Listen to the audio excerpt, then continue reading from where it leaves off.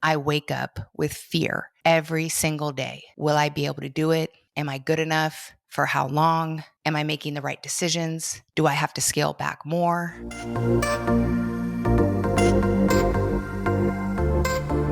On today's episode, I would like to share with you my thoughts and an aha moment that I had today surrounding the cost, the real cost of being head of household or being a provider. For years, I always thought of it just from a monetary standpoint because it's something you can quantify. And I didn't really take it too much further simply because I have a lot of trauma surrounding money from the way I grew up. That's all my parents fought about. So I vowed, no matter what, that I would use money as a tool, that I would always find solutions around money, and that I definitely would not bring emotion into money. And though logically that did serve me, as I've gotten older and as I've realized, again, what I'm about to share with you, the true cost of being the head of household and or the provider, I see that the cost is far much more than monetary. So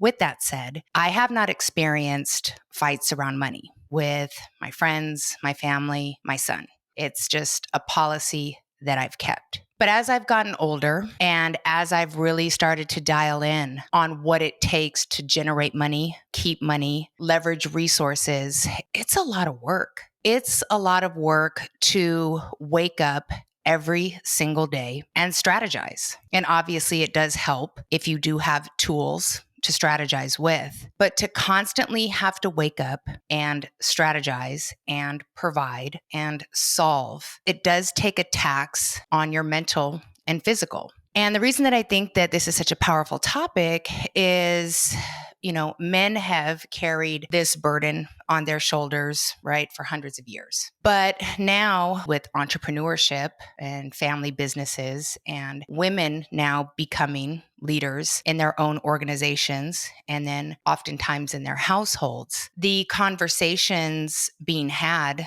are relevant to us all, anybody in a leadership slash provider environment. So end of year, I'm going over all of my books and I do keep my personal records the same way I keep my businesses. So I can go through and see where my money went regarding friends, family members, significant others, etc. So I do have a grand total. But as I was reviewing my end of year books, and I do check in with it often, so it's not like there was any type of surprise or anything. I was also reflecting on how I have to show up daily, not only for my businesses, for myself, but also for my family members. And I've started to really take inventory of how the day progresses. And I've noticed that, well, to be perfectly honest, I'm not getting the reciprocation from individuals that are on my team the way I would potentially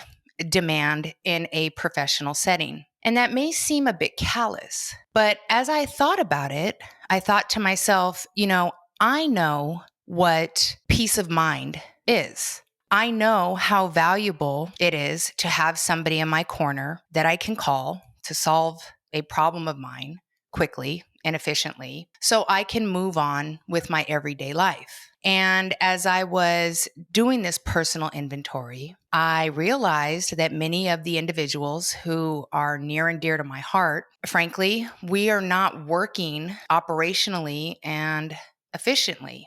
And at the end of the day, the buck stops with me. So it is my fault that I have not designed a system that is setting the unit up for success. But because I have not designed a system that is setting the unit up for success, I'm exhausted. It's very difficult. And those of you who wear this hat, you know that you never get rest, even when your eyes closed, because you're constantly strategizing, fixing, building. Even when you don't want to, you don't have a choice. When you witness inefficiencies on your team, again, it's more than the dollar amount. It's hurtful because if somebody truly cares for another person, I believe that they would want to show up by any means necessary to support that person so they can continue to grow and show up and lead the team. But when you are choosing to either not show up at a high level for leadership, or you are sabotaging them through your selfish or unthoughtful behaviors, or worse, like legitimately clawing at their soul, you are not protecting the asset that is protecting you. And as I was on the freeway for many hours today, I kept thinking, okay, I know this isn't intentional with these individuals, and it's definitely an environment that I have cultivated. I've taught this behavior. I've allowed this behavior, but way beyond money, it is sucking my soul dry. And as I am trying to reinvent myself, stay relevant, be great, continue to grow additional organizations, continue to show up for individuals that depend on me in my professional endeavors, and for me to show up for me, and even for me to show up for my loved ones and take off my business hat, take off my strategy hat, to show up for my grandkids as a nurturing and loving and relaxed grandmother, to show up for my significant other, vulnerable, ready to enjoy some quiet time. It is impossible if those individuals aren't pouring into you. And I know I'm not the only one, because obviously I consult with high net worth individuals, both men and women. And I'm hearing this same story, because what's happening is our households are going from something traditional, where maybe there was a W-2 earner who ended up jumping into entrepreneurship and things going very well. And then obviously the dynamics of the household are changing. And the other person in the household, or the family members within or nearby the household, including the children, are not part of this growth experience, because the individual who is building and growing at a rapid pace simply does not have the bandwidth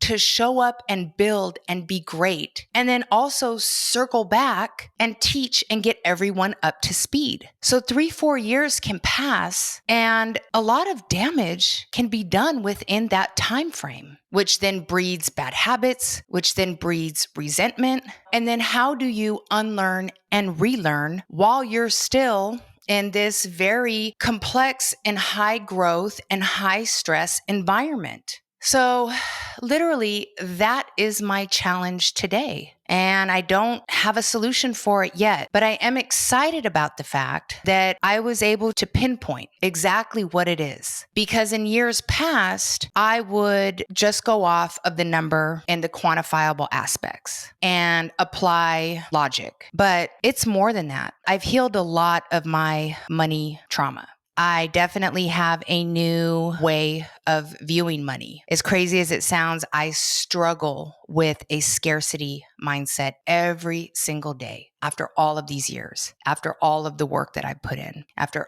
all that I've accomplished. I know that as long as I have a sound mind and body, I will be able to generate income. But yet and still, I wake up with fear every single day. Will I be able to do it? Am I good enough? For how long? Am I making the right decisions? Do I have to scale back more? Constantly calculating the risk and the reward. Again, this is a detailed insight into my mind. So while all that is going on, and then while action actually has to take place 6, 7, 8, 9, 10 hours a day, actually doing business, actually playing the game of business, now I realize that after I've taken care of myself, drank my water, got my 10,000 steps, counted my macros, etc., now I have to add on one more thing to my plate, which is bringing in the people that are in my immediate circle and getting everybody on the same page with the same core values. Because if I don't, like I stated before, we're not in unison. We're not in sync. But today I realized it's not a money issue. It's a respect issue. And even larger than it being a respect issue, it's about the fact that when you have individuals in your circle that are showing up for themselves and you at a high level, You have a responsibility to protect that person and that dynamic and that relationship. And it's not about you owe them anything. It's literally a moral obligation when somebody is showing up at a high level for you, to not scratch and claw at them, to not tear them down, to not break their spirits, to not squander their time or their money. Think about it. Think about you having to show up at a high level and perform and produce fearlessly. And then when you come back home, or when you come back to your intimate circle, being ripped apart and then having to somehow hold it all together to do it again. I definitely think that showing up on, creating my brand, showing up on social media, producing this podcast, taking a chance on me at 46 years old, and realizing that not only do I have to show up in my everyday life as I've been doing, since I left home at 16, I know how to do that. I've mastered that. But now I've added on this other complex component of actually taking care of me mentally and physically, which of course takes time and resources. But finally having to admit that I can do it all. I'm honored to do it all, and I'm happy to do it all, but I need help. So on a Friday night, I've had a long day. I've had a long few days as I am spending time with one of my grandbabies and didn't even have the time to do myself up.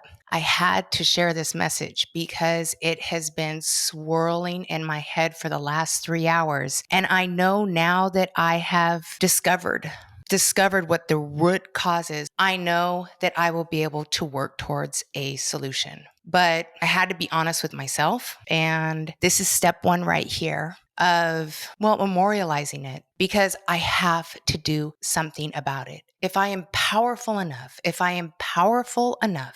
and certain enough to have created all the magnificent things that I've been able to do professionally, I must find the way to have the same success in my personal life. So as I continue on this journey, I look forward to sharing more aha moments with you, more solutions, and I'll definitely be excited to get the engagement and thoughts from you so we can continue to have this open dialogue. So I thank you so much for staying with me until the end. And if you know anybody who could benefit from this message, please share it. Until next time.